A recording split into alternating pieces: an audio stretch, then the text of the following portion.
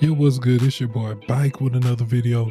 Today we are going to be talking about my thoughts on the Wacom Cintiq 22. For digital art tips and tricks, subscribe to my channel, hit that notification bell so you can be notified when I post videos every single Friday. So this right here is the Wacom Cintiq 22 display tablet, and this tablet from Wacom is a attempt at a more affordable display tablet. It comes with the Pro Pen 2 with 8,192 levels of pressure sensitivity. The pen is also battery free. It has a 21.5 inch screen, which is full HD. That's 1920 by 1080. And it comes with a stand. So this tablet has really been an eye-opener coming from the XP Pen 22E Pro. When I first pulled this thing out of the box, the design caught me by surprise. It was simple but modern, kind of like a minimalist type of style to it. And as you can see, it does not come with any type of express keys on the side of the tablet.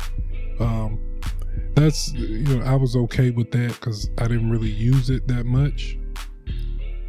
And once you get everything out of the box, hook it up, you have to go to Wacom website, download the drivers and your free software.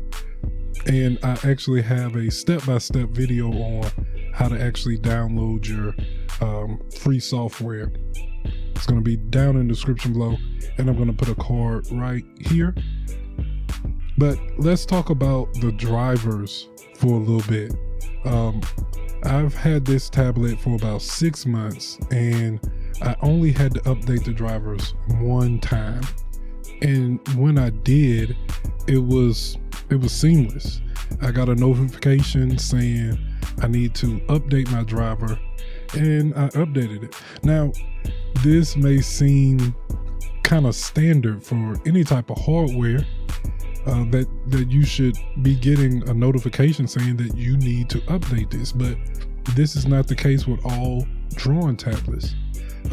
Some tablets like XP Pen, it just stops working and you're just left in limbo thinking like, what's wrong with my tablet? Is it broke? Like, what's going on? So a simple notification of, hey, you need to update your drivers, that's not standard at all. And just the simplicity of it is just kind of hands off. I know my other tablet, XP Pen, I would consistently be going to the site checking to see if a new driver came out.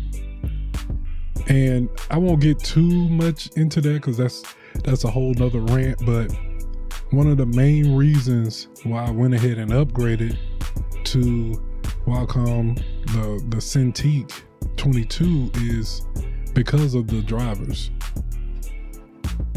Now let's talk about the actual drawing experience. Now I really don't know what else to say that I didn't say in my Cintiq 16 video that I made. You can check that out right here. But the drawing experience has been about the same. Smooth. This is the closest thing that I have gotten to feeling like traditional art on a digital type of platform. There's hardly any parallax. The pen is very responsive. It can go to heavy pressure, to light pressure, mid pressure. It reads it all, and the pen feels very good in your hand. It has a nice weight to it.